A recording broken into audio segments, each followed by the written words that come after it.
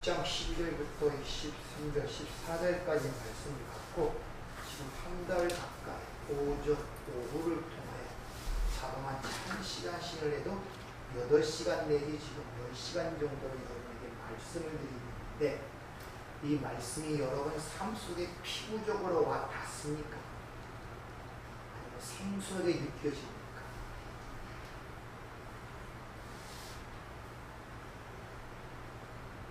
하나님께서 하나님의 말씀을 우리에게 이 성문화 문자로 기록하여 주어진 것은 너희가 그걸 통하여 너희 자신의 거울로 삼아 네 실상과 그 가운데 하나님이 주어지는 은혜와 사랑을 깨달으라고 우리에게 주어진 것이 말씀입니다. 다시 한번 하는 말씀을 드리지만, 진정 하나님의 은혜와 사랑을 맛보고 싶으면 주신 말씀을 통해서만이 가능하다는 것을 아셔야 됩니다. 여러분이 이 땅에 보이는 물질적이나 현상을 통해 하나님의 사랑을 맛봤다면 곧 조금 있으면 사라지고 그것 때문에 오히려 여러분이 고통받을 수 있다는 사실을 유념하셔야 돼요. 말씀을 통해서만이 은혜와 사랑을 맛볼 수가 있어요. 함축하여 이야기하기를 하나님이 주신 그 말씀의 모든 요약을 율법이라고 그러고 그걸 십계명으로 요약을 시키죠. 그러니까 다양한 말씀이 쭉 있는데 그 모든 율법을 하나로 완성한 단어로 말한다면 뭐라 그랬습니까? 사랑이라 그랬어요. 사랑. 여러분이 보이는 세상의 어떤 물질적을 통하여 사랑을 준다고 얘기하고 맛보라고 하지 않고 주신 말씀을 통하여 사랑을 맛보라고 했단 말입니다. 우리 삶 속에 많은 고통이 뭐냐, 어려움이 뭐냐, 힘듦이 뭐냐면 바로 그 문제. 우리는 하나님의 사랑을 맛보려고 하는데 그 맛봄을 말씀을 통해 주어진 걸 통하여 우리가 감지하고 인식하고 내 것으로 삼으려고 하는 것이 아니라 세상 사람과 똑같이 보이는 것들을 통하여 육감적을 통하여 어떤 사랑을 가지려고 생각들을 하신단 말입니다. 그러니까 진정한 이 세상이 줄 수 없는 평강, 자유, 기쁨이라는 것을 우리가 진짜로 맛보지 못하는 것은 바로 말씀을 통하여 주어지는데 그 말씀에 관심이 없다. 이 말씀이 내게 피부적으로 살과 피가 되지를 못하는 거예요. 주님이 이렇게 말씀하시죠. 예수를 믿는 게 뭐냐? 내 살과 피를, 살을 먹고 내 피를 마셔. 다시 말해, 네 것으로 삼아야만이 그게 가능하다고 그렇게 이야기합니다. 피상적인 게 아니라니까. 뭐 이수신 장군 바라보듯이, 세종대왕 바라보듯이, 뭐 부처 바라보듯이, 그 위대한 위인이 어떤 일을 했대, 우리가 그걸 본받아 살아야 되지, 이거 아니라니까. 내 것으로 삼아야 돼. 내 살을 먹고 내 피를 마시는 자는 영생을 가졌다. 아주 단호하게 얘기를 하십니다. 그러면 오늘 여기서 우리에게 이야기, 죄가 너희 죽을 몸을 지배하지 못하되 몸의 사욕을 순종하지 말고 너희 지체를 불의의 무기로 들이지 말고 너희 자신을 죽은 자 가운데서 다시 산 자 같이 하나님께 드리라. 너희 지체를 의의 무기로. 이 말이 피부적으로 와 닿아야지 된단 말입니다. 이것이 어느 나라 알아듣지 못하는 방언으로 들려버리면 안 돼. 소리는 내서 읽는데 내용이 내 것을 내지 않아야지. 십계명을 소리로 내서 나에게 다른 신을 내게 두지 말라, 형상 숭배하지 말라, 안식일을 거룩하게 지키라, 뭐 쭉 나오고 소리로는 읽는데 그 안에 사랑이 내 안에 같이 가요. 그러니 무슨 힘이 되겠습니다. 그러면서도 그 원인을 파악지 못하고 우리는 여전히 세상적인 방법으로 어떤 사랑을 확증하려고 그러고 있단 말입니다. 마치 우리가 어린아이처럼 이빨 다 썩는 맨날 사탕 사다 주는 걸 갖고 부모의 사랑을 확인하려고 하는 것처럼, 공부 싫어하는 아이에게 학교 다니지 말고 네 원하는 대로 해라, 그것을 사랑으로 받으려는 것처럼 어리석고 무지한 가운데 사랑을 불러합니다. 우리가 어렸을 때 그랬잖아요. 내 이빨 닭 썩는 줄 모르고 이빨 썩는 사탕을 안 사주는 그 아버지는, 그 부모는 사랑이 없는 것 같고, 매일매일 그 단 사탕을 사주는 부모의 사랑은 엄청 큰 것처럼 느끼는 것처럼.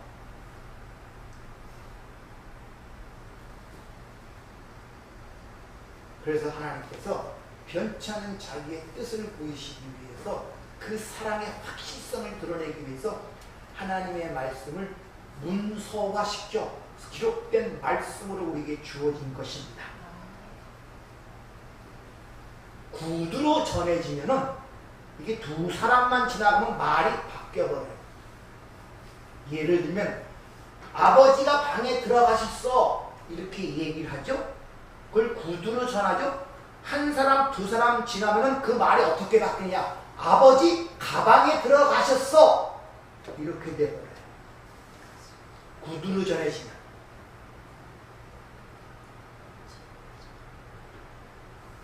하나님의 말씀을 그렇게 받는다니까. 이 내용이 내 마음에 새겨지지 않고 내 것으로 인식되지 않으면 그렇게 그래. 아버지 방에 들어가셨어 이렇게 얘기했는데 내 속에 우리가 어떻게 듣냐, 아버지 가방에 들어갔대 이렇게 돼버려요. 또 한 세대가 변하면 아버지 가버렸대. 또 한 세대 변하면 아버지가 없대. 이렇게 돼요. 그래서 하나님께서 문자로 당신을 말씀을 주신 것입니다. 이 구약 성경은 히브리어로 됐습니다. 히브리어. 근데 원래 히브리어는 모음이 없어요. 자음으로만 이루어져 있습니다. 이 자음이 지금 모음이 지금 이스라엘 사용하는 히브리어, 그게 모음이 생긴 것은 지금으로부터 기원 후 7세기경에 그 사멸된 그 히브리어를 살려서 자신들에게 가르치고 읽게 하기 위해서 마소라 학자들이 모음을 만들어 붙인 거예요. 그래서 원래 히브리어는 모음이 없고 자음어로만 되어 있고 문법도 없고 띄어쓰기도 없어요. 그냥 처음부터 자음의 날로 한 덩어리로 된 책이 구약이란 말입니다. 그러니까 모음이 없는 것을 어떻게 읽겠습니까? 모음이 없는 걸 어떻게 읽겠습니까? 무슨 말이냐? 성경은 우리에게 소리로 읽으라고 주신 것이 아니라 그 안에 들어있는 하나님의 뜻, 그 진리를 깨달으라고 성경을 우리에게 주셨다는 것을 거기서 보여주고 있단 말이에요. 문자라는 것은 소리를 형상화시킨 것을 문자라 그래요.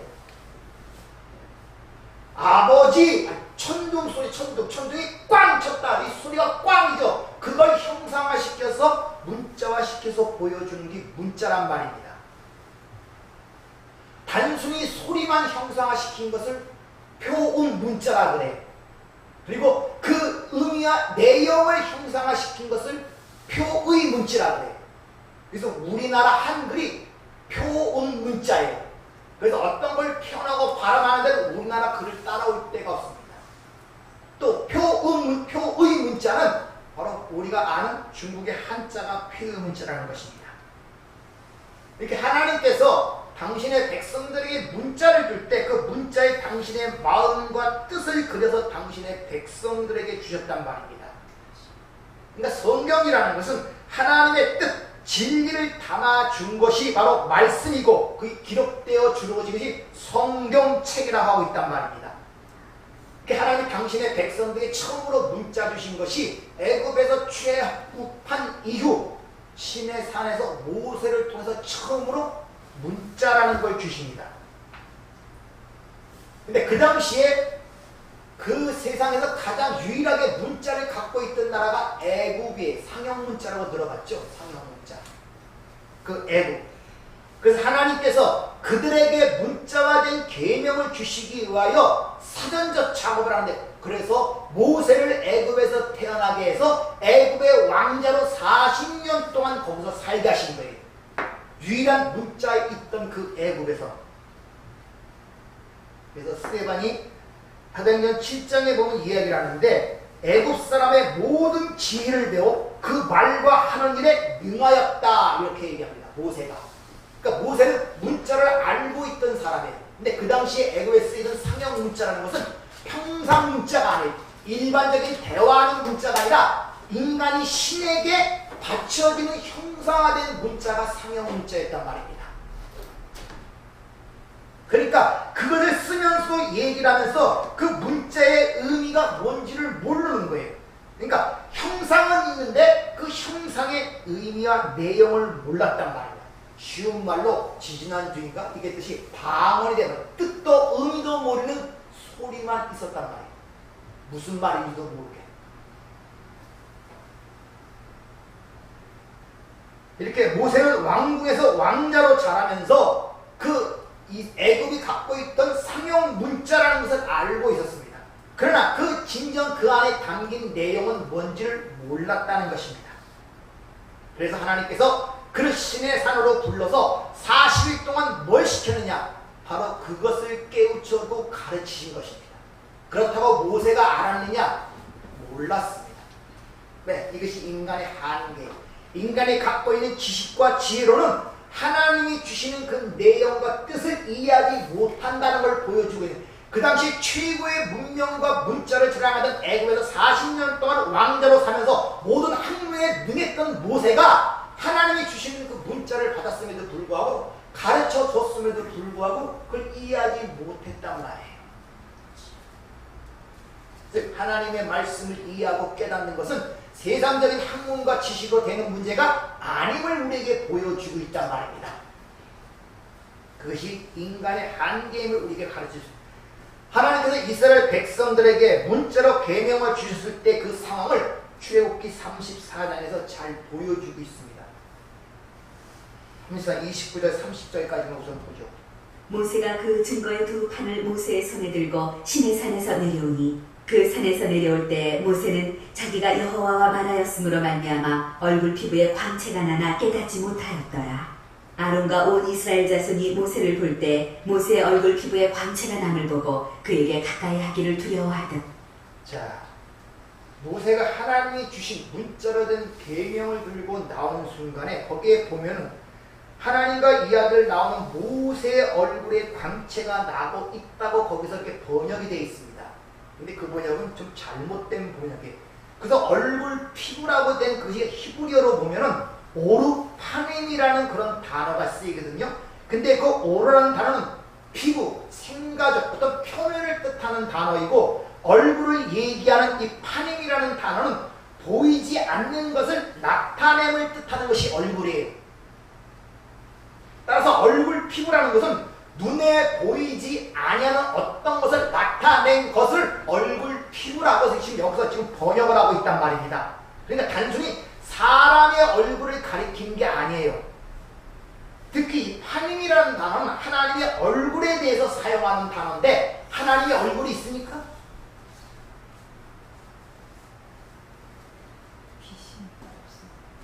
하나님이 영이신데 무슨 얼굴이 있어요? 근데 성경에 보면 하나님의 얼굴이라는 말이 나타나거든요.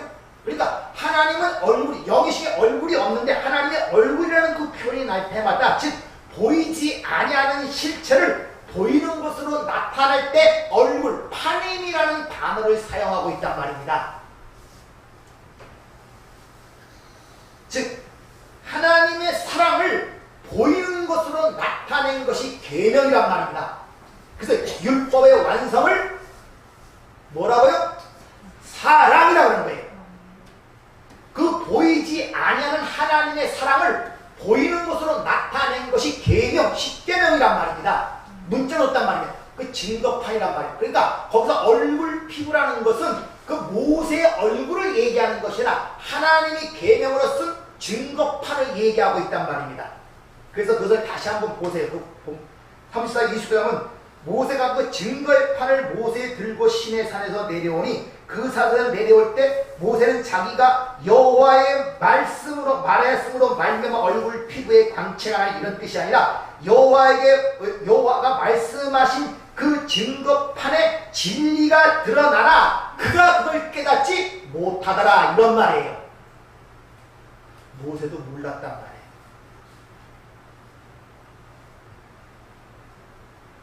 광채가 나다는 이 단어도 히브리어 카린이라는 단어가 쓰이는데 이것은 케넬이라는 뿔을 유래한 뿔을 의미하는 곳에서 파생된 단어란 말입니다. 그래서 이 카린이라는 단어를 사전적으로는 뿔을 드러내 보이다. 뿔은 제단이 있죠. 번제단 내 귀퉁이에 뿔이 있죠. 그래서 속죄를 드릴 때 어떻게 합니까? 제물의 피를 그 제단 뿔에 뿌리고 그 제단 뿔을 만지는 순간에 죄를 속죄함을 받습니다. 그래서 이 이스라엘 백성들은 구원이 일어나는 것이 그 속죄가 일어나는 것이 제단 뿔이기 때문에 그 뿔을 뭐라고 해요? 진리, 말씀으로 해석을 하고 이해를 하고 있단 말입니다. 그래서 요한복음 17장 17절 보면 진리로 저희를 거룩하게 하옵소서. 아버지의 말씀은 진리이다 그러죠. 그러니까 모세가 들고 있는 그 증거판이 광채를 말하고 진리를 이야기하고 있었단 말이에요. 그럼에도 불구하고 모세는 깨닫지 못하였다 이렇게 이야기를 하고 있단 말입니다. 그리고 아론과 제사장도 그 모세가 들고 있는 진리에 보질 못하고 두려워하고 가까이 가지 못했다 이런 말이 거기에 기록되고 있단 말입니다. 그렇게 보지를 못하자 그들에게 어떤 하나님의 조치가 일어나는데 그것이 바로 그 다음 구절이에요. 그게 31절부터 33절까지. 모세가 그 증거의 두 판을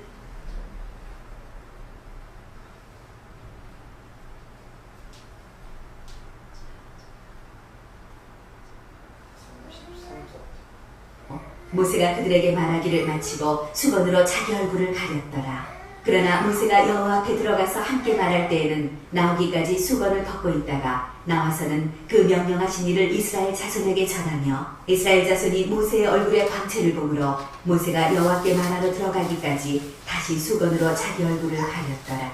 자, 보면은 모세가 아론과 그 이스라엘 불러서 그들 시내 산에서 자기가 받은 말씀을 그들에게 모두 전합니다. 그리고 그 말이 끝나자 수건으로 그 판이 얼굴을 가렸대. 자기 얼굴을 가린 것이 아니라 얼굴이 뭐라고 얘기했습니까?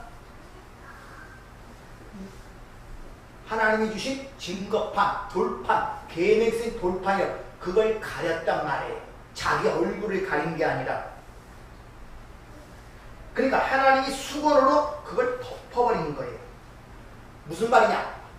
율법 계명을 줬는데 그 계명이 진짜 내용인 사랑을 하고 알아먹지 못하고 인간이 지켜야 할 어느 윤리 도덕적 표면적으로 보게 된 위험성을 방지하기 위하여 그걸 덮어버렸단 말이에요.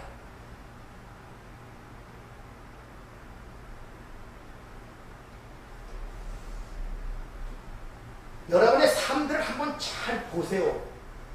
어떤 것이 우리에게 주어졌을 때 이게 바로 증거의 돌파, 말씀이 주어졌을 때 그것이 여러분의 삶이란 말이에요. 보이는 것으로 나타난 것이 여러분의 삶이란 말입니다. 그것이 다양하게 나타날 수가 있어요. 근데 그 전체에 나타난 것은 보이는 판이, 오르판이면 다 뭐다?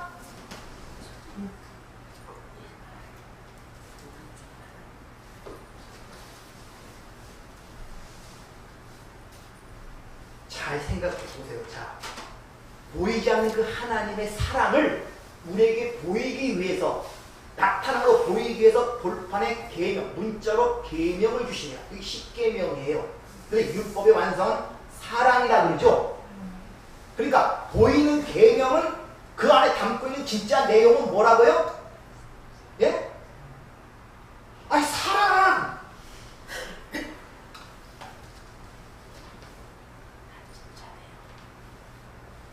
자, 잘 보세요. 여러분이 이걸 알아야 삶을 해석할 수가 있고 여러분의 삶의 고민이 사라진단 말입니다. 진짜를 본단 말입니다. 계명을 줬을 때 그걸 율법처럼 먹었고 다른 신을 섬기지 말라. 자기 자신을 섬기고 다른 것을 마음에 두고 있으면서 겉에 형상만 안심을 이런 잘못된 일을 하지 않을 수가 있단 말입니다. 자, 보이지 않은 하나님이 당신의 백성들의 사랑을 표현하고 주고 싶은데 그걸 안 보이잖아요. 그 보이는 것으로 준 것이 돌판의 계명, 문자로 쓴 그 계명, 십계명이란 말입니다. 이게 제 말이 아니라 성경에서 얘기해요. 그래서 율법의 완성은 사랑이라고 해서 주님이 하나님 사랑, 이웃 사랑으로 요약하고 사랑으로 요약해 줘버리잖아요. 주님이 친히 설명하셨으니까. 그거 이해되었습니까? 그러면 여러분의 지금 현재 삶은 나타나는 것들이란 말입니다.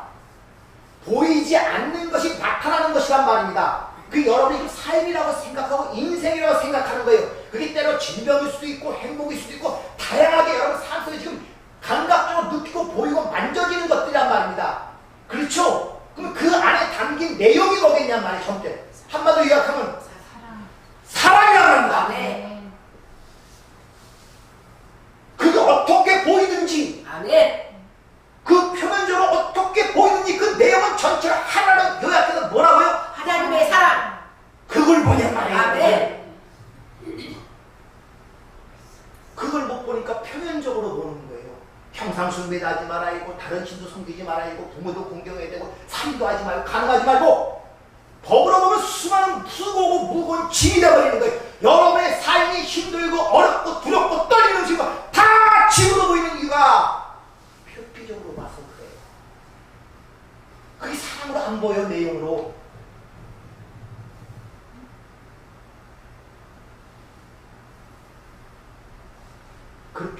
그렇게 보고 가면은 결국은 사망의 표피적으로. 왜? 그것은 영원치 못할 것이고 잠시 있다 사라질 것들이기 때문에.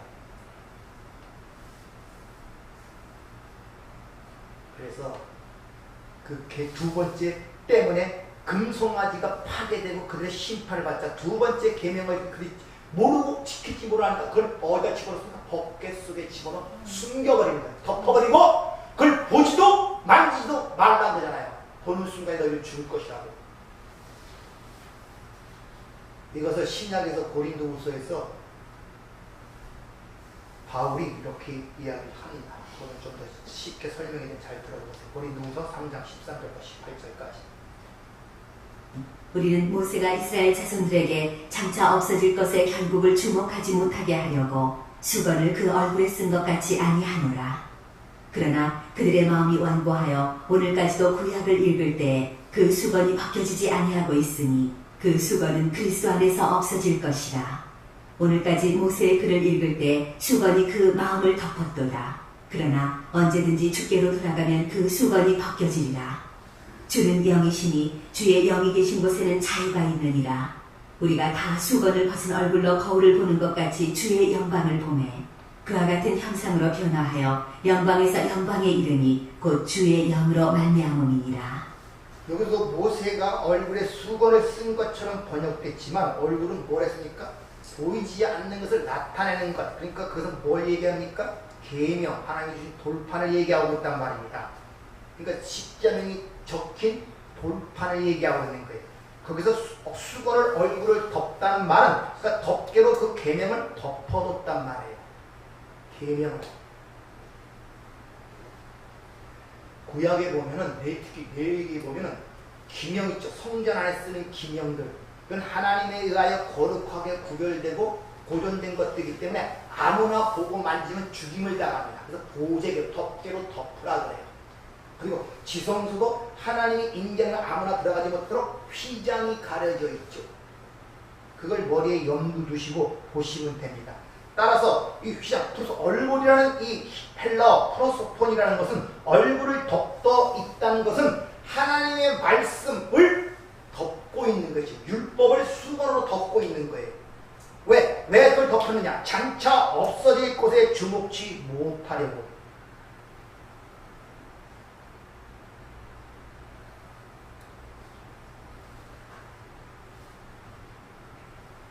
잘 보세요. 장차 없어질 것이라니. 그러니까 이 말씀이 되면 지금 여러분의 지금 삶이라고 생각하는 것들이죠. 가장 소중하고 가치 있게 생각하는 것. 지금 여러분 자체란 말입니다. 그것이 장차 없어질 것이란 말입니다. 아멘. 그걸 보냔 말이에요. 그걸 보지 못하도록 그걸 깨닫도록 수건을 덮어뒀다는 거예요. 무슨 말이냐? 그걸 지금 못 보는 상태가 여러분의 삶이 수건으로 덮여있는 상태예요. 그러니까 답답한 거예요. 힘든 거예요. 어려운 거예요. 불안한 거고 두려운 것이고 염려와 근심이 우리 삶을 장악하고 있단 말이야. 왜? 덮여있으면 모르니까. 그 장차 없어질 것인데 그걸.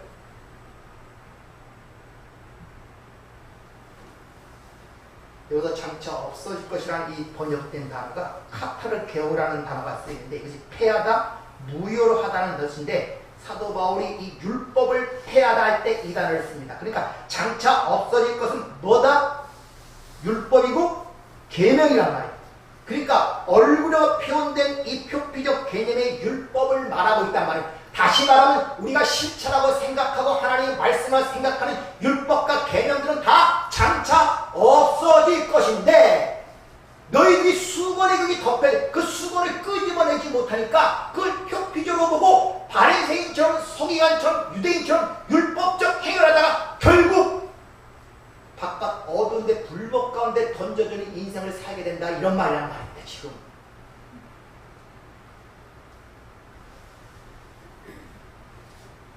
율법의 진정한 의미가 무엇인지 알 때 그 덮인 수건이 거쳐지는데 그 수건이 어디서 오냐? 바로 그리스도께로 돌아올 때 그 수건이 거쳐진다고 그렇게 이야기를 하죠. 14절을 보면 그 수건은 그리스도 안에서 벗겨진다 이렇게 얘기합니다.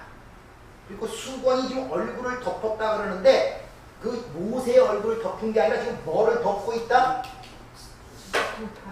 계명을 덮고 있단 말이에요. 율법, 구약이 수건에 덮인 채로 지금 우리는 보고 있다 이런 말이에요. 지금 그것이.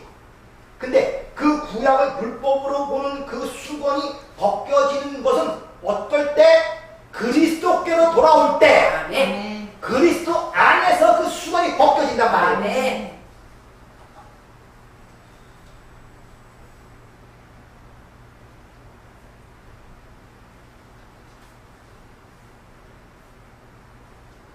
여러분이 지금 삶이 덮여있는 삶이란 말입니다. 의미도 내용도 목적도 모든 게 불분명해요. 지금 쉬운 말로 세상으로 막 어디서 와서 어디로 가는지 왜 이 땅에 지금 살아가는지 왜 늙어가는지 왜 죽어가는지 왜 내 삶 속에 이런저런 문제가 생기는지 모르잖아요. 답답하잖아요. 지금요. 아십니까? 덮여있단 말입니다. 근데 그 전체를 어떻게 냐 표피적으로 보기 때문에 율법으로 보기 때문에 이걸 행하고 저걸 행하고 이걸 안 했기 때문에 저게 없기 때문에 어떤 소유와 가짐의 문제로 모든 걸 바라보잖아요. 이걸 행하고 저거 행하고 저거 안 하고 이거 하고 이걸 취하고 안 취고의 모든 문제를 거기서 바라보라 율법적으로 보잖아요. 선악의 판단으로. 그것이 수건으로 덮여있단 말입니다. 그럼에도 불구하고 수만 가지 그 조항에 다 지킬 수 없는 것처럼 여러분의 삶이 지금 이해가 안 되는 거예요. 이거 해봐도 안 되고 저거 해봐도 되고 돈을 가졌냐 안 가졌냐 문제가 아니라 또 부자의 개념이 뭐라고 지난주에 말씀드렸습니까? 부의 개념이 성경에서 말하는 것이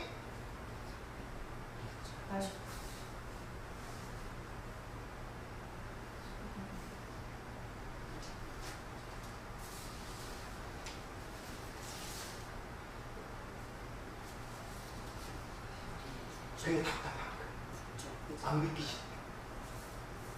내 삶이 이렇게 답답해. 안 보이는 게 뭔가. 이거 봐도 시원찮고 저거 해도 시원찮고 뭔가는 욕망이 있어 자꾸 찾아보고 뭘 하려고 그러는데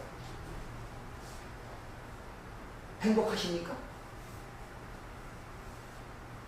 목적지가 분명히 보이십니까? 아멘. 마라톤 선수처럼 100m 단거리 선수처럼 목적지를 향하여 달리고 있습니까? 주위에 안 보이고 넘어져도 다시 그 목적지가 보일 때 일어서 뛰십니까?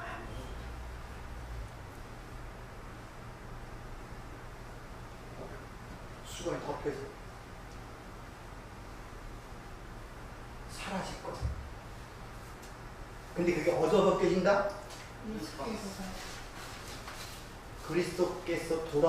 그리스도께로 돌아오면 그 수건이 벗겨진다고 분명히 이야기를 하고 있단 말이에요.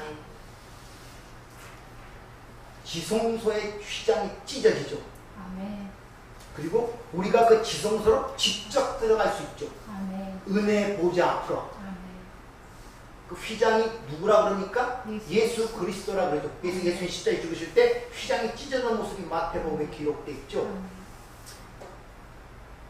그 여러분들이 그리스도께로 돌아와야 돼. 아멘. 여러분이 그 수건을 어쩌지를 못해요.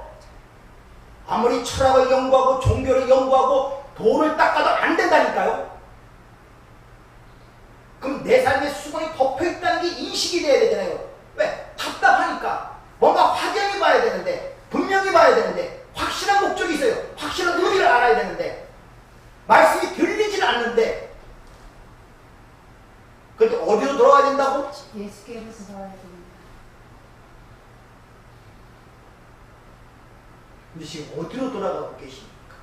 어디서 그 해결점을 찾으시려고 그러고 아직도 세상이 제시하고 세상에서 배우고 경험한 것들이 여러분의 그런 문제를 해결해 줄 것이라고 생각하고 있습니까?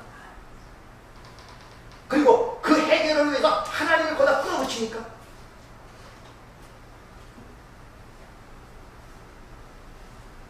절벽으로 만들고 남떨리로 만든 것은 오직 하늘에 신 하나님만 바라보고 상황을 만들어가는데 우리는 반대로 내가 다리를 만들기 위해서 하나님이 도와달라는 그런 형국으로 여러분의 신앙생활을 하고 있지 않느냐를 묻고 있단 말입니다. 그게 수건에 덮인 상태란 말입니다. 17절을 보면 우리가 가장 많이 부르는 주여, 주여에 대한 이야기가 나오죠. 주여, 퀴어스. 무엇인지 정확하게 밝혀주는데 주는 뭐라 그러니까? 영이시래. 주는 영이시래.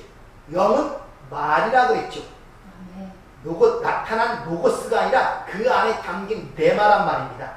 그리고 주는 또 뭐라 그러니까? 그리스도라 그러죠. 주는 그리스도시요 살아계신 하나님의 아들이라는 신앙의 고백 이후에 교회의 토대가 세우죠.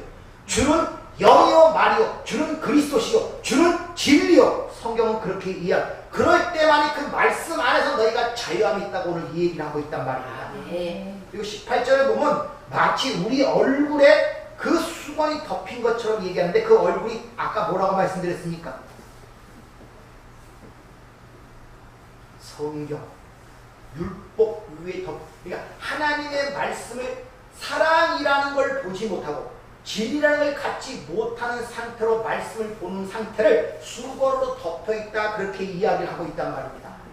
18절 내용을 이것을 보면 우리가 다 수건을 벗은 얼굴로 거울을 보는 것 같이 주의 영광을 보며 그의 형상으로 변하여 영광에서 영광에 이르니 주의 영으로 말미암으리라. 참 힘들게 해놨어요. 그래서 어떻게 보면 영어 성경이나 원문으로 보니까 훨씬 쉽습니다. 이것을 보면 정확하게 주는 그릇이죠. 근데 자 우리가 그 수건을 덮고 있는 것이 아니라 그래서 의역을 하자면 주의 영, 주의 말씀이 나타난 것은 영광으로 변화시키기 위한 것입니다. 여러분들이 사는 모든 것들을 하나님의 주의 영광, 무슨 영광이 있습니까? 하나님의 뜻과 계획이 뭔지를 변화시켜 형상화 보여주기 위해서 나타났단 말이에요. 그런 다음에 그것은 그 말, 그 영에 의하여 주의 영광이 나타난 것이 열리고 그것이 이해되고 해석되어질 것입니다. 이런 말이란 말입니다. 그러니까 이게 무슨 말이냐 하면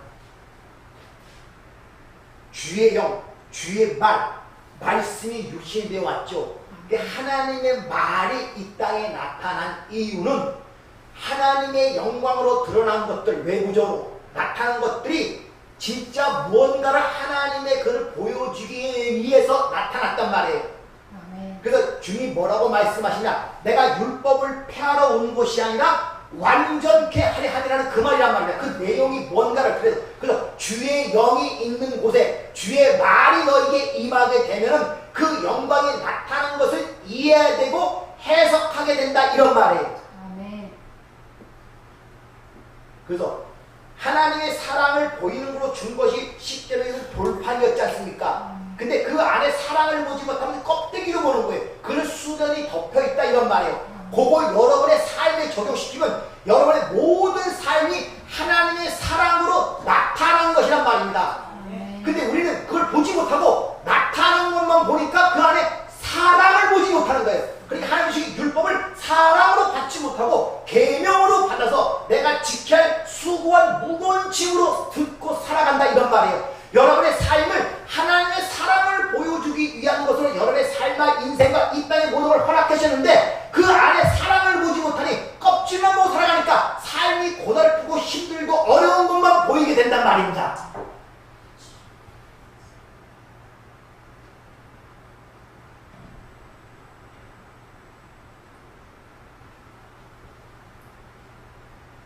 여기서 수건을 벗다라 번역된 이 아나칼리토라는 단어는 숨기다라는 칼리토라는 단어와 아나라는 전치사가 붙어서 낸 단어예요. 근데 위에서 숨겼다. 근데 이 단어가 쓰인 것을 보면 만일 우리의 복음이 가리웠으면 망하는 자들에게 가리운 것이다. 이 가렸다는 데가 아나칼리토라는 단어가 쓰여있어요. 그러니까 가리워진 복음이 열리는 것을 어떻게 표현하느냐? 수건을 벗다 이렇게 표현하는 거예요. 그러니까 하나님의 영에 의하여 여러분의 수건을 그리스도께 와서 그 수건이 열리게 되면은 기쁨의 소식이 열린단 말이에요. 아멘. 그것이 다른 데서 와갖고 주어지는 것이 아니라 여러분 삶 속에 이미 주어진 곳에서 발견하게 된단 말입니다. 아멘. 그래서 이 땅의 삶도 우리가 잃어버린 다음에 고마움을 느끼는 이유가 바로 거기 있는 거예요. 그전에 몰랐잖아요. 내가 건강한 게 감사한지 몰랐고, 내가 눈이 멀쩡하게 감사한지 몰랐고, 음식 잘 먹는 게 감사한지 몰랐고, 가족이 있는 게 감사한지 몰랐잖아요. 잃어버린 다음에야 그게 진짜 그때 감사하고 이게 진짜 행복한 것이구나 이렇게 이해가 되지 않습니까? 그러니까 잃어버린 다음에 후회해도 소용이 없단 말이에요. 세상 것들은 시간이라면 지나가면 돌이킬 수가 없어요. 이 세상의 것들 역사는.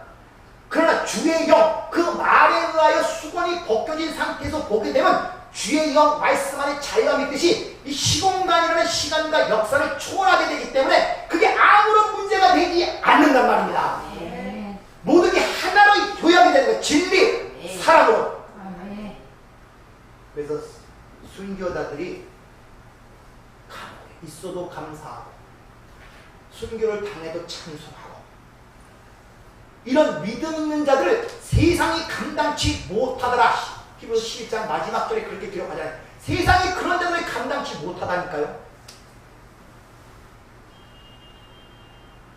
그러니까 이 덮여있는 수건은 즉 그리스도, 즉 진리의 말씀으로만 벗겨진단 말이에요. 그러니까 그 수건이 벗겨지면 모든 것이 하지 말아야 될 어떤 행위와 그런 요구하는 하나님의 계명으로 보이는 것이 아니라 모두 우리를 자유케 하는 진리로 보이게 된단 말입니다.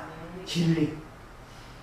따라서 성경은 하나님의 소리로 그치는 것이 아니라 하나님의 뜻을 그려내는 것이므로 우리가 소리로만 듣는 것이 아니라 겉모양으로 보면 안 되고 그 내용을 알아먹어야 돼요. 그래서 세상에서도 소통이라는 말이 그렇게 요새 화제가 되는 거예요. 소통이 안 되는 거예요. 하나님의 영과 진리로 예배를 찾는 것은 이게 소통이 되는 자. 내가 아라고 얘기했으면 말 그대로 아라고 알아먹어야 되는데 아라고 알아먹지 못하고 어라고 몰아먹는단 말입니다.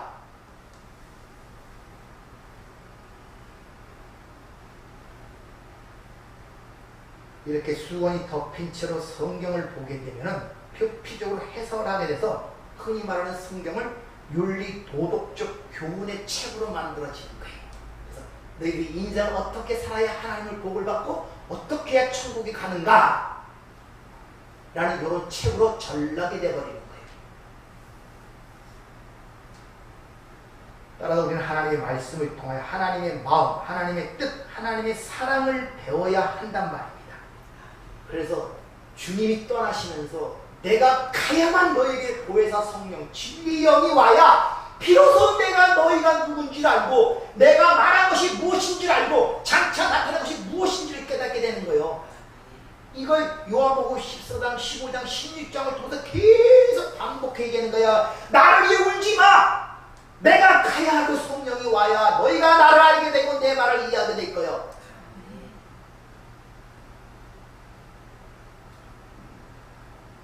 그런데 그 감추어진 것을 본다고 하는 자들, 즉 육의 눈으로 보면서 수건이 덮인 채로 보면서 껍데기로 보면서 하나님의 법을 열심히 섬기는 그들을 향하여 율법을 장하라 하는 내가 율법을 범함으로 하나님을 욕되게 하느냐? 로마서 2장에서 우리가 배우는 거라.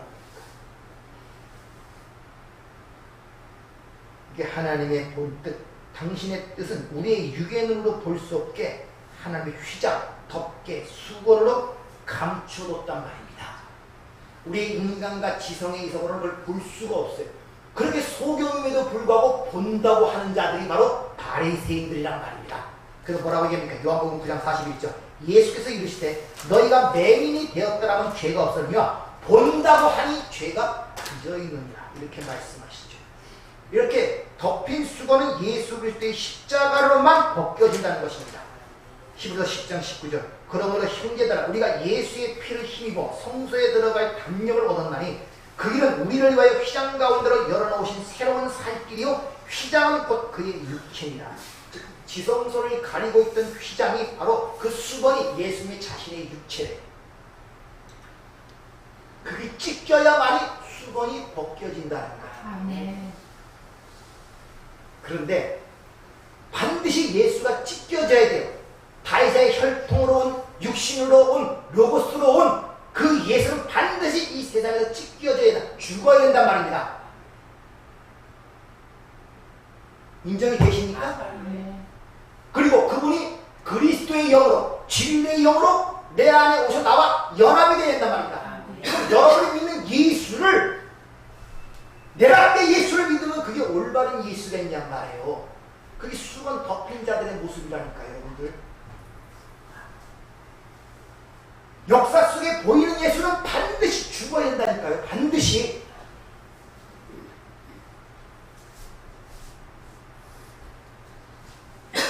내 밖에 대상으로서의 그 예수는 반드시 죽어야, 즉 그 휘장이 찢어져야 지성소로 들어갈 수 있고 지성소에 내가 속할 수가 있다는 것입니다. 그래서 그 약속의 후손으로 예표된 이삭을 죽이라고 하신 분이 누굽니까? 하나님이잖아요.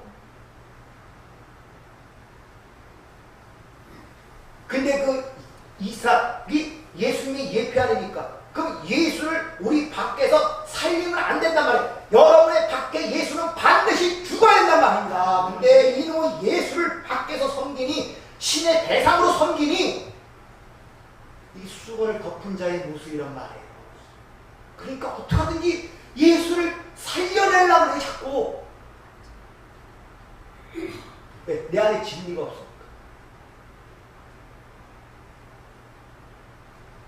그래서 아브라함의 믿음 이렇게 얘기하죠. 이 진리를 알았기 때문에 하나님께서 그 이삭에게 칼을 꼽으라 할 때 망설임 없이 가서 그 독자, 사랑하는 독자 이삭에게 칼을 꼽을 수 있었던 이유가 아브라함의 그 진리를 이해했기 때문에 그래요. 아멘. 주님이 확증하시죠. 아브라함이 나의 때에 보고 기뻐하였느니라. 구원받았단 말이에요. 아멘. 이게 뭘 의미하는지. 그래서 히브리서 11장에 보더라도 비유컨대 죽은 자 가운데서 도로 살리심을 받은 자라고 얘기를 하는 거예요. 그래서 아브라함이 믿음으로 그 믿음의 내용이 뭐냐? 보지 못하는 것들, 바라는 것들의 실상과 증거니까 진리를 갖고 있었단 말이에요. 진리를 알았단 말입니다. 그러니까 밖에 보이는 그 예수를 죽이라 할 때 당대하게 가서 그 가슴에 칼을 꼽을 수 있었던 이유가 거기 있단 말입니다. 이것을 자꾸 인간적인 믿음으로 아브라함 믿음으로 자식을 하나님께 바쳤다. 오해를 하고.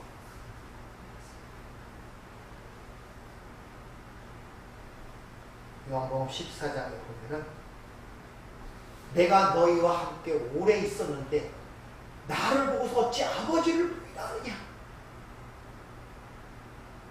이런 말씀을 하시죠. 3년 6개월 동안 공생애 동안 먹고 마시면서 가르치고 보여주고 권능주로 귀신을 쫓아내는 일반 그 제자들이 주님이 마지막 가는 길에서 이제 설교를 시작하자 우리에게 아버지를 보여주세요. 너희가 나와 오래 있었는데 어찌 나를 보고도 아버지를 보여달라 하느냐. 여러분도 여전히 지금 그런 신태가 아닌가를 돌이켜봐요. 여러분의 예수는 어떤 모양입니까?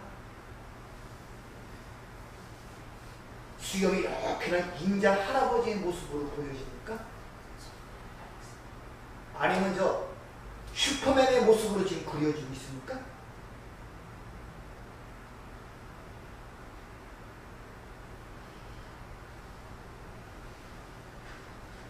말씀 속에서 진리를 즉 예수로 읽어내지 못하면 그 예수를 내 밖에 섬김의 대상으로 보고 그 입에서 나온 말씀들을 윤리 도덕적 교훈으로 들어서 어떻게 해야 될까 수많은 짐을 지게 됩니다.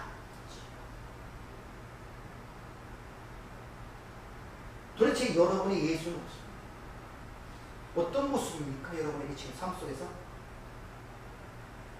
어떤 모습으로 나타나요, 여러분들? 어떤 모습?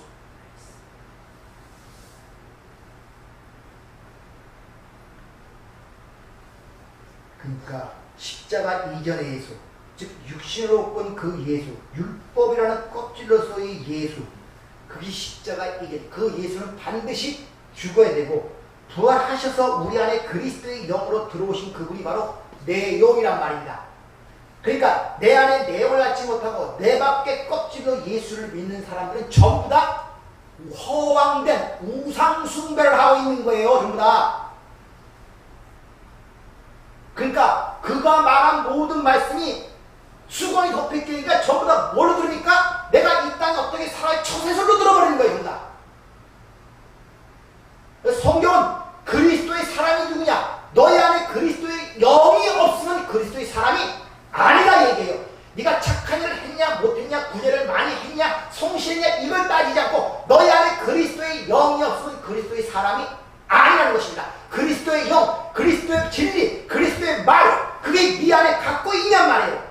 그걸 하나님이 찾으시는단 말입니다. 이 찾는 상태를 영과 진리로 예배하는 자를 찾는다고 요한복음 4장에서 수가서 8통 우리에게 말씀하신 그런 자를 찾고 있단 말입니다. 내 말을 찾고 있단 말이에요. 내가 준 호흡. 인간이 만들어질 때 그 티끌에 유일하게 하나님께 온 것이 뭡니까? 생기, 호흡 아닙니까? 그 호흡이 성령, 말, 영 아닙니까? 그걸 찾고 있단 말이에요. 그자만 하나님 앞에 산 자란 말입니다.